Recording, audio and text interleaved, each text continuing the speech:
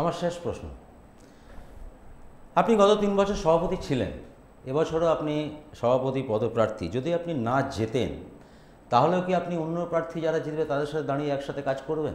আপনারা সাংবাদিক, আপনারা নিশ্চয়ই জানেন, যখন আমাদের এই নূতন কোর্ট বিল্ডিং ভিত্তিপ্রস্তর স্থাপন হয়েছিল তখন কিন্তু আমি সভাপতিও ছিলাম না, এবং সেই অর্থে বারের এক্সিকিউটিভ কমিটি মানে বারের যেটা কার্যকরী সমিতি তারও সরাসরি মেম্বার ছিলাম না। আমি একজন সাধারণ মেম্বার ছিলাম, দুর্গাপুর বার অ্যাসোসিয়েশনের সাধারণ সদস্য ছিলাম।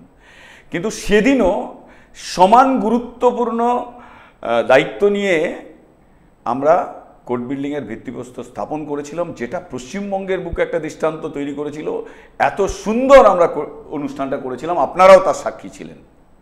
এবং বিভিন্ন সময়ে যে কাজ আমাকে দেওয়া হয়েছে বার অ্যাসোসিয়েশনের পক্ষ থেকে, সেটা আমাদের ছেলেদের খেলাধুলার অ্যারেঞ্জমেন্টের ক্ষেত্রেই হোক বা বিভিন্ন প্রোগ্রামের, যেমন আমাদের মহিলা আইনজীবীদের জন্য রাখি উৎসব, বসন্ত উৎসব, সমস্ত আইনজীবীদের জন্য, মহিলা আইনজীবীদের জন্য আন্তর্জাতিক মহিলা দিবস, খেলাধুলা, মহিলাদের নিয়ে খেলাধুলা, এই আইনজীবীর পরিষেবা দেওয়ার পাশাপাশি এই যে সামাজিক কাজগুলো, এগুলো কিন্তু আমি আজ নয় বরাবর করে আসি।